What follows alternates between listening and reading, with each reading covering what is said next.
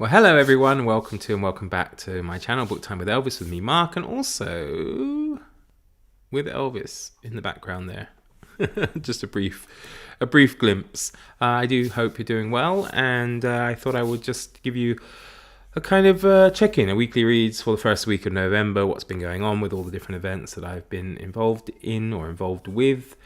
I am doing raiding Project Gutenberg, of course, with a great group of people. We had our first sprint on Saturday evening for me, Saturday afternoon for them, and that was great fun. It's the first time I've ever done a reading sprint, and actually it was quite productive, so that's good. And of course it is an event where we try to read as many things as we can from Project Gutenberg, following along with a couple of prompts. But you don't have to follow the prompts. As long as you read something from Project Gutenberg this month, you've basically taken part, so that's wonderful. And I'm also doing New Worlds November, which is a big event, science fiction event, hosted by the Bookish Bryants, as well as a plethora of wonderful co-hosts. And, you know, that's a new thing for me. I'm not up on science fiction, although I think I've had quite a productive week when I look back at the short stories I've read. The first week's prompt was terrestrial, so those are stories that take place on our Earth. And this week, the second week of November, will be extraterrestrial, so I need a few things to do for that. I'm currently reading a book about JFK. The title escapes me for the moment. The exact title, it's a conspiracy book with the Black Hearts Book Club that's being run by Very Literary Carrie and co-hosted this month by Tom LA Books. I'm reading South by Ernest Shackleton. I'm reading that in a buddy read with Summer from Sterling Reads, and also that fits in with Nonfiction November and Raiding Project Gutenberg, because of course it is available on Project Gutenberg. The group read for the Raiding Project Gutenberg group is Rasselas by Dr. Samuel Johnson, which I am probably a third of the way through and actually quite enjoying it. It's not bad at all. In the Gothic Horror Club, we are reading Melmoth the Wanderer by Charles Maturin. I'm only 3 chapters into that, but so far it seems okay. I was pleased that he mentioned very early on. He referenced Matthew Lewis's The Monk, which was kind of fun. I'm reading a book called Japan Sinks. Again, the author escapes me. Sorry, I wanted to really give you an update, but I haven't got necessarily all the authors and titles in place. But it's an interesting book about the sinking of Japan. It's a disaster science fiction, and I think that also fit the prompt for the Terrestrial Week. Of course, it doesn't fit the Project Gutenberg prompt because it was published in the 1970s. And I also made a start on Death Planet as well. Again, the author escapes me. Apologies. I've been more prepared with what I've actually read rather than what I'm reading, so I hope you'll forgive me for that. During the course of the last week, I have read 2, 4, 6, 8, 10, 12, 13 short stories. One of them I read on this channel, which was The Eyes Have It by Philip K. Dick, and I really enjoyed that. That was good fun. Feel free to check it out. I also read a very interesting science fiction short story called Sultana's Dream by Rokia Sakhawat Hossain, and she is a Pakistani author, although at the time she was Bengali, Muslim woman writing at the beginning of the 20th century, and writing with kind of feminist views, which were extremely interesting given the fact, obviously, she's living under imperial rule and in an Islamic area, and her husband was a very forward-thinking gentleman who encouraged her education and learning both Bengali and English and that kind of thing. And Sultana's Dream is a very interesting work. It's, as I said, it's very short, and it's about a woman who falls asleep and has this kind of dream that she's in a place called Ladyland, and it's a country that's run entirely by females.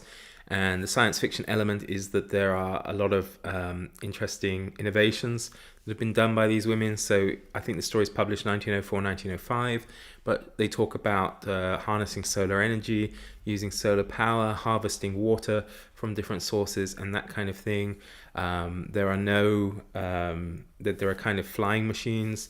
There are no trains or roads or cars or anything like that, so they don't need paved roads. And she goes on about how there are no accidents, of course, because of that.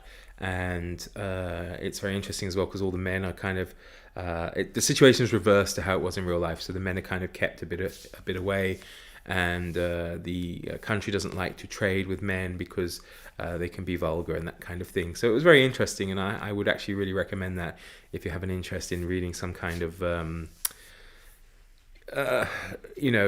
story from, I'm not sure if it was originally published in English or whether it was originally published in Bengali, but it's well worth your checking out. I read a very early science fiction story by Voltaire, of all people, written sometime between the 1720s and 1750s, called Micromegas. And that was, again, very interesting, very readable, actually. And I enjoyed how he had to balance his science fiction ideas with religious conventions at the time, so in order not to get himself into trouble. That's also on Project Gutenberg. So Sultana's Dream is not on Project Gutenberg, I don't think, but it is available on Wikipedia through one of the links where you can read it for free online. The Eyes Have It by Philip K. Dick is on Project Gutenberg. Micromegas, as I said, is on Project Gutenberg, so you can read that. And the next one that's on Project Gutenberg is To Be Are Not To Be, or To Be or Not To Be, a short story by Kurt Vonnegut, which was very interesting about how this futuristic world deals with overpopulation. The fact that they have a one-in, one-out policy, and this man he's expecting triplets, which means he has to find, if he wants to keep his babies, he has to find 3 people basically to die in their stead, as it were. So 3 new lives come into the world, it means 3 lives have to go out of the world. So that was very interesting. Another one also on Project Gutenberg by Kurt Vonnegut was The Big Trip Up Yonder, which was the opposite kind of story, that there was a very overpopulated Earth with no control, and it's about a curmudgeonly old man who keeps trying to put people in and out of his will, and it was entertaining. And then I read from an anthology a few stories, such as The Misfortune Cookie by Charles E. Fritsch, which was, I really liked that one. I suppose, I don't know if it's supernatural or science fiction perhaps, but it was very interesting idea with that one, about a man who goes to a Chinese restaurant, eats a fortune cookie at the end, and the fortune he gets comes true immediately. It says he's going to meet an old friend, and he meets a woman that he used to know, and he begins an affair with her, and then they hang out in Chinese restaurants, and then he has another fortune cookie, and it says, you're in danger, get out now. And he looks up and he sees the woman's husband coming in the restaurant, so they escape just in the nick of time. And all these things go on until, of course, the situation gets worse, and eventually the fortune cookie says you're going to die, and how he kind of deals with that. That was good fun, actually. Then I read The Star by H.G. Wells, which was about a star that appears in the Earth. It's probably a comet or something like that that's coming to destroy the Earth, and that was good. Then I read alternate history or futuristic history by Jack London called The Unparalleled Invasion, which looked at what he thought would be the outcome of the rise of Asian nations, particularly China, and how they would become a commercial giant or an economic giant. And that was very interesting, especially his time frame, because for him the future was like 1976 or something, and I think it went up into like the mid 1980s, which was amusing. The language is a bit dubious in terms of its racial overtones, but it was still an interesting story. And another short story I read was A Loint of Poor by Isaac Asimov.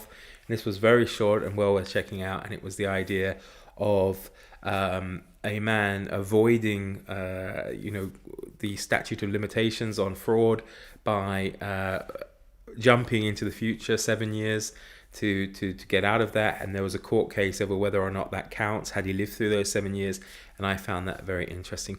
Not quite sure. There's basically the whole story is just a long joke. There's a nice kind of punchline and stuff at the end of that, and I would recommend it. There was one by C.M. Kornbluth called The Advent on Channel 12, which was just bizarre.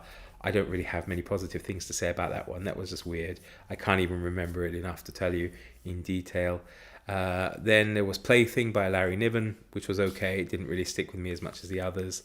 And then Bill Prozini had written a short story that I read called I Wish I May I Might.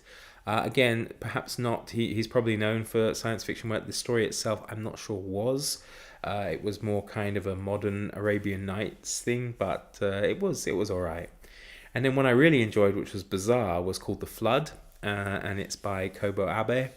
And it's a Japanese short science fiction story about the fact that there's kind of this flood, but it starts off with humans like turning to liquid themselves, and then liquid, basically attacking people. So like people are literally drowning in their baths, and then they're drowning in cups of coffee, and even one person drowns in a drop of eye wash, this kind of stuff. It was bizarre, but kind of entertaining. So that's what I've read throughout the course of last week, and the other things I had started throughout the course of last week and will continue this week. So that's my short update for you. I also made the draw, by the way, for the World Cup readathon, which kicks off on the 20th of this month, and that's going to be great fun. We have 38, I think now, 38 or 39 participants, which is really great. We have a Voxer group going. If you're not in the Voxer group, and I've not included you, that's my oversight. I know not everybody has Voxer, so if you don't want to get Voxer, then just leave comments in the original video until others go up, and I'm happy to interact with you that way. Or you can message me, email me through Instagram or my email. Or if you do have Voxer, send me a message on Voxer, and I will add you to the group. It's a fun group. The events have always been very fun, and a great bunch of people always take part. So there we go. That's my little rundown. So do take care, everyone, and I shall be back again soon, I'm sure. Bye for now.